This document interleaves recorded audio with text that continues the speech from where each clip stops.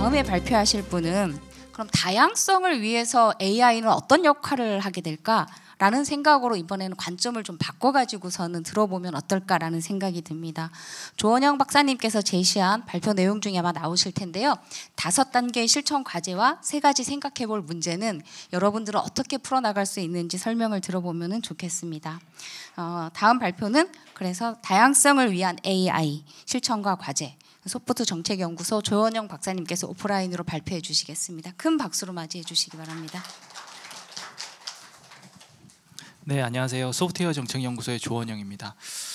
네, 오늘 지금 잘 소개해 주신 대로 저는 오늘 다양성을 위한 인공지능 실천과 과제라는 좀 도전적인 그러한 주제로 좀 발표를 드리도록 하겠습니다.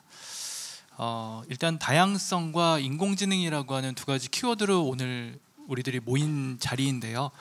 크게 보면은 이 2가지 주제를 다루는 접근법이 2가지가 있는 것 같아요. 첫 번째는 일단 최근에 다양성이라는 것을 그냥 인공지능을 생각하지 않고 다양성이라는 것 자체를 좀 지향하는 그러한 움직임이 있는 것 같고요. 거기에서도 물론 인공지능이 여러 가지로 활용이 되고 있습니다. 그게 이제 Diversity by AI라고 제가 말씀을 드리고 싶고요. 2번째는 인공지능을 개발함에 있어서 갖춰야 되는 하나의 속성으로서 Diversity를 이야기하는 그런 좀 접근법이 있는 것 같습니다. 근데 이제 이 2가지가 사실은 별도로 떨어져 있는 것이 아니라 이게 사실 이 부분이 이제 이쪽으로 안으로 들어가게 되는 거죠. 그래서 사실은 이 다양성이라는 것을 고려해서 인공지능을 개발하지 않으면 충분히 다양성을 보장할 수 있는 인공지능이 개발되지 못한다는 것, 그리고 이러한 인공지능을 개발함으로써 세상을 좀 더 다양하게 만들 수 있다는 것, 다양성을 개선할 수 있다는 그러한 전제하에 여러 가지 논의들이 이루어지고 있다는 말씀을 드리고 싶습니다. 일단 첫 번째, Diversity by AI를 간단히 좀 말씀을 드리면 미국과 유럽을 중심으로 다양한 다이버시티 관련된 제도나 규범들이 만들어지고 있고요. 여기에 그 아래 박스에서 보시는 것과 같이 다양한 인공지능 툴들이 활용이 되고 있습니다. 이 부분은 제가 오늘 발표의 주된 내용이 아니라서 넘어가도록 하겠고요.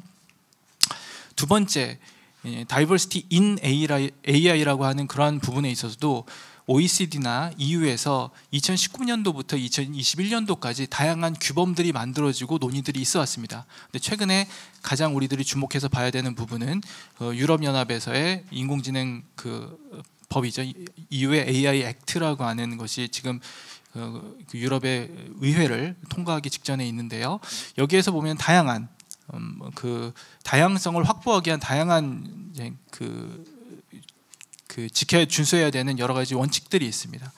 예를 들어서 생체식이나 감정인식 같이 뭔가 누군가를 차별할 수 있는 그러한 인공지능을 학교나 직장에서는 사용하지 말고 그 외의 장소에서 사용할 때에도 사전에 고지를 해야 된다라든지, 보험, 은행 같이 필수적인 서비스에 있어서 인공지능을 이용할 경우에 이것이 결과적으로 차별이나 포용에 어떤 영향을 미치는지에 대해서 사전에 기술 영향 평가를 실시해야 된다든지, 아니면은 소셜 스코어링이죠. 사람을 이렇게 등급을 나누고 이런 때 인공지능을 원칙적으로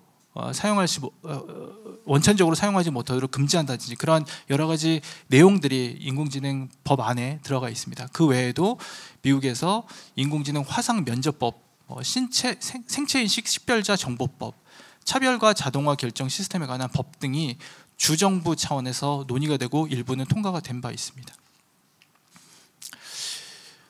그러면 이제 다양성이라고 하는 논의들이 이렇게 활발히 진행되고 있는데, 그럼 다양성이 뭔지에 대해서는 얼마나 우리들이 알고 있는지, 이제 시작 포인트가 그것이겠죠. 근데 다양성이 사실은 되게 개념을 잡기가 어렵습니다. 우리들이 좀 대충 알겠다라는 그런 개념은 있지만 다양한 환경에서, 다양한 상황에서 다양하게 활용이 되고 있습니다. 그래서 정의하기도 어렵고, 측정하기도 어렵고, 관리하기도 어렵고, 또 다양성이라고 하는 그러한 개념들이 쓰이고 있는 환경에 따라서, 상황에 따라서 다양성의 개념 간의 상충도 있습니다. 그래서 이런 것들에 대한 논의들이 충분히 이루어져야 된다라는 말씀을 드리고 싶습니다. 실제로 인공지능 관련해서 여러 가지 다양성 논의들이 이루어지고 있는 컨텍스트가 매우 다릅니다. 하나하나 좀 살펴보고자 하는데요. 저는 한 인공지능이 활용되고 있는 환경에 따라서 한 3가지 정도 유형으로 나눠서 각각의 상황에서 다양성이라는 것이 어떻게 무엇을 의미하고 무엇을 개선해야지 다양성이라는 것이 증진이 될 수 있는지에 대해서 좀 3가지로 나눠서 말씀을 드리도록 하겠습니다. 일단 첫 번째입니다.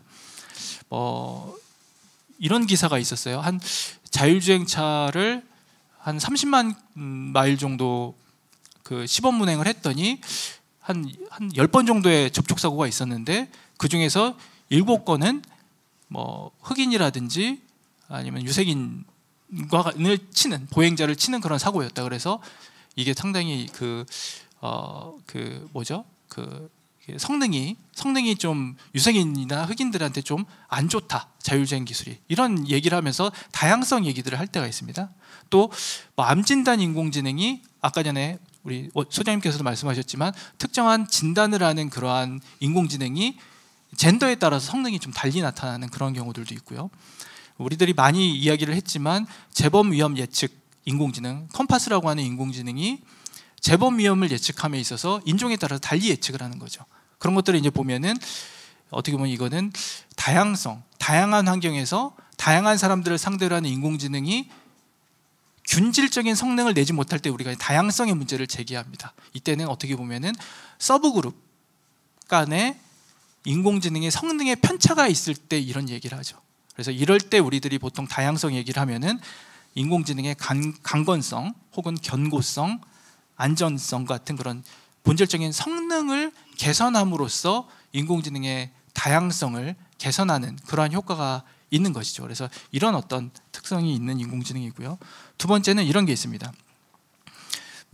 이거는 실제로 미국의 법무부에서 판결을 내린 사건이기도 합니다만, 아마존에서 이제 가격을 결정하는 알고리즘을 사용을 합니다. 그래서 아마존에 입점한 업체들은 이익을 극대화할 수 있도록 아마존이 이제는 알고리즘을 주면 그 알고리즘을 가지고 다이나믹 프라이싱을 하는 것이죠. 근데 그게 사실은 약탈적인 가격 결정을 하거나 아니면은 아마존에 입점한 기업들 사이에 가격 담합을 야기하는 그런 문제들이 있을 수 있다라는 그러한 논쟁들이 지금도 벌어지고 있는데요. 이것은 어떻게 보면 인공지능이라고 하는 어떤 알고리즘을 독점함으로써 그것들을 못 갖고 있는 사람들을 이제는 경제적으로 착취하거나 부당한 행위를 하거나 그런 것들이죠. 예를 들어서 어떤 사람은 인공지능을 가지고선 되게 유명한 가수들의 온라인 그 티켓팅을 할 때 계속해서 뭔가 알고리즘을 이용해서 예약 시스템에 수시로 접근해서 예약을 쉽게 하는데 누군가는 그렇지 못한다든지 그런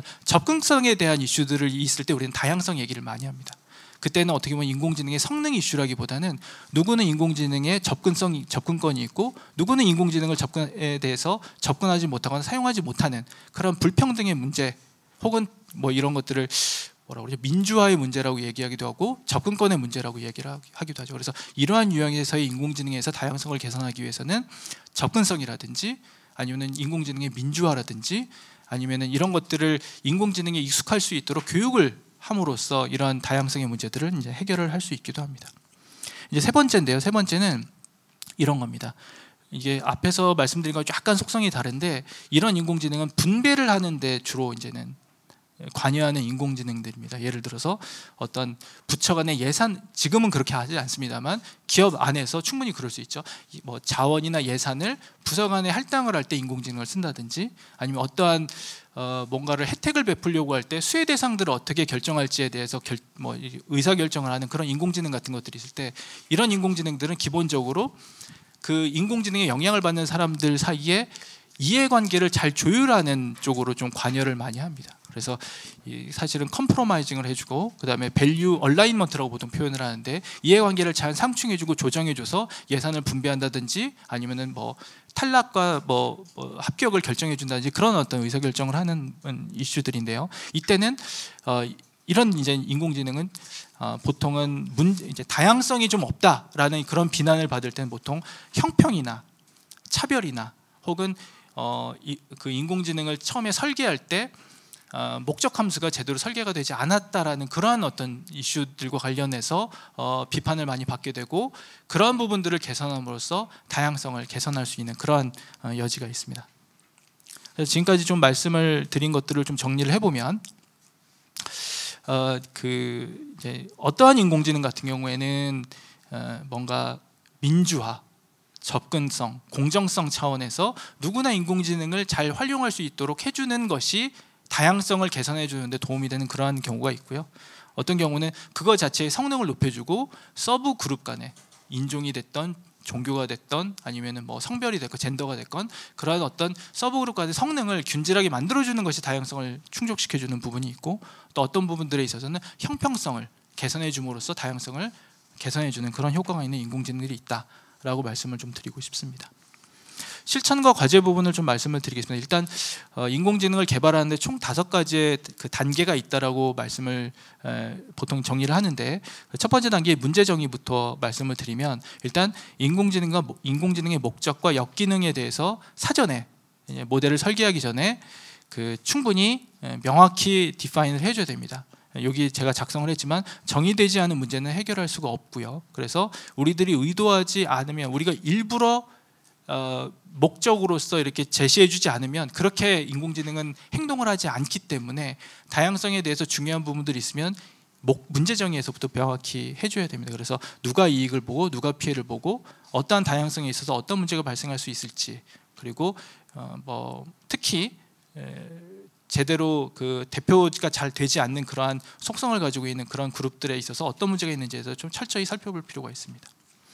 두 번째 단계는 모델 설계입니다. 이 모델 설계는 결국에는 이제 목적 함수와 제약 조건을 실제로 모델에 이제 구현하는 그러한 단계라고 보시면 될 것 같은데요. 이때도 충분히 이해관계자, 인공지능을 둘러싸고 있는 이해관계자들 간의 이해를 잘 조율해서 목적 함수에 구현을 해야 되는데, 너무 복잡해지면 사실은 인공지능의 메저러빌리티나 트랜스페어런시나 컨트롤러빌리티가 떨어집니다. 그래서 그런 어떤 트레이드오프 관계를 잘 고민을 해줘야 되고, 또한 어떻게 보면은 다양성이라는 것 자체가 성능을 높여주는 부분도 있지만 어떨 때 보면 성능과 다양성 사이에 트레이드오프 관계가 있을 수 있기 때문에 이것들을 어떻게 균형을 맞출 것인지에 대한 고민들도 필요합니다. 네, 이거는 좀 넘어가도록 하겠고요. 세 번째는 이제 데이터 수집 단계입니다. 네, 데이터 수집은 이제 대표성 있는 데이터를 수집해야 된다는 것인데, 근데 사실은 이 대표성 있는 데이터를 수집할 수 있으면 문제가 끝납니다. 그게 어려우니까 문제가 되는 건데요. 예를 들어서 인종, 젠더, 종교 등 속성별로 대표성을 데이터가 확보가 하고 있다 할지라도 이것들을 곱했을 때는 또 대표성이 없는 결과가 나올 수가 있거든요. 그래서 어느 정도까지 서브그룹까지 내려가야 되고, 또 서브그룹을 조합했을 때도 대표성이 있는지, 어디까지 우리가 대표성 있는 데이터를 만져줘야 되는지에 대한 고민들도 필요합니다. 그리고 사실은 프라이버시와 다이버시티 사이에는 트레이드오프가 또 있습니다. 그러니까 우리가 어떨 때는 프라이버시 얘기를 막 하다가 또 어떨 때는 다이버시티 얘기를 하게 되는데 둘 사이에도 또 트레이드오프 관계가 있다. 그래서 언더 리프레젠테이션 문제도 있지만 오버 리프레젠테이션 문제도 있다. 이런 것들도 고민을 해야 된다라는 말씀을 드리고 싶고요. 마지막으로 개발 테스팅 그리고 출시 후 관리하는 마지막 단계에서는 일단 개발 테스팅에 있어서는 계획에 부합하는 인공지능을 잘 개발하는 것이고, 실제로 문제가 발생했을 때 충분히 사람이 중간에 개입해서 문제를 수정할 수 있는 그러한 사람이 개입할 수 있는 여지가 있어야 되고요. 근데 여기서 이제 좀 문제는 테스팅을 할 때 어떤 매트릭스를 이용해야 될지도 문제예요. 그러니까 예를 들어 다양성이라고 하는 것을 우리가 충족시키기 위해서 다양한 매트릭스를 쓸 수가 있는데, 가장 대표적인 게 폴스 네거티브 매트릭스를 쓸 수도 있고요, 폴스 포지티브 매트릭스를 쓸 수도 있는데 둘 다 충족시킬 수는 없습니다. 하나를 충족시키면 다른 것을 충족을 못 시킵니다. 그러니까 어떤 상황에서 어떤 매트릭스를 써야 되는지에 대한 고민도 필요하고요. 마지막으로 모니터링 및 시정 조치 단계에서는 어디까지 모니터링, 모든 인공지능을 동일한 강도로 모니터링 해야 되는지에 대한 고민이 필요하고요. 그리고 시정 조치라고 하는 차원에 있어서 예를 들어서 이용자를 보호하기 위해서 사전 모집을 해야 되는지, 아니면은 이용자들이 나 인공지능 쓰기 싫어요 하면 다른 대안을 제공해 줄 수 있는지, 거부권이죠. 아니면 설명 요구권에 대해서 어느 정도 들어줘야 되는지, 분쟁 조정 관련된 부분들은 어떻게 해야 되는지에 대한 고민들도 좀 필요하고요. 그리고 마지막으로 좀 제가 말씀을 드리고 싶은 부분은, 과연 인공지능의 다양성을 충분히 고려했다고 해서 세상이 다양한 세상이 구현이 되는지에 대한 이야기들이 좀 필요합니다. 그래서 마지막 슬라이드는 다양성을 죽이는 다양성이라는 좀 약간은 좀 자극적인 그런 제목을 썼는데, 다양성을 고려한 인공지능이 세상의 다양성을 보장하는 것은 아니다라는 말씀을 좀 드리고 싶었고요. 예를 들어서 최근에 매우 커스터마이징 되어 있는 컨텐츠를 큐레이션해서 우리들한테 보여주잖아요. 그러면 우리는 매우 다양한 사람들의 취향을 반영한 인공지능의 혜택을 받고 있지만 우리는 우리의 취향에 맞는 콘텐츠만 소비를 하다 보니까 세상에 나와 다른 생각이 있는 사람들을 인지하지 못하게 되고 그럼으로써 다양성을 인지하지 못하거나 용납하지 못하는 그러한 필터 버블에 갇혀 있는 사람들이 만들어질 수밖에 없다. 그런 측면에 있어서도 다양한 우리들이 고민을 해야 된다라는 문제 제기를 하면서 제 발표를 마치겠습니다. 감사합니다. 네, 감사합니다. 조원영 박사님. 다양성을 죽이는 다양성. 최근에 기술이 발달되면서 사람들이 많은 지식을 뭐 유튜브나 인터넷을 통해서 하고 있는데 최근에 거론되고 있는 이야기 중에 하나가 유튜브에서 많은 걸 보고 있더니 어느 순간부터는 지식이 편향되고 있더라 이런 생각을 많이 하고 있다고 합니다. 내가 선택을 했었던 키워드나 관심 있는 주제에 의해서 자꾸 알고리즘이 추천을 하다 보니까 어느 순간에 한쪽에 있는 것만 보게 되고 다른 쪽에 있는 것들은 전혀 보지 않게 되는 부분들도 생기고요. 이 다양성에 대한 부분들은 아주 많은 그 이야기들을 하게 되는데 어쩌면 이 속에 숨겨져 있는 거는 여태까지 우리가 미처 의식하지 못했었던 사각지대 속에 있는 요소들을 다시 발견해서 비춰야만 하는 것들이 또 AI 세상에서 이루어져야 되지 않겠나라는 생각을 하게 됩니다.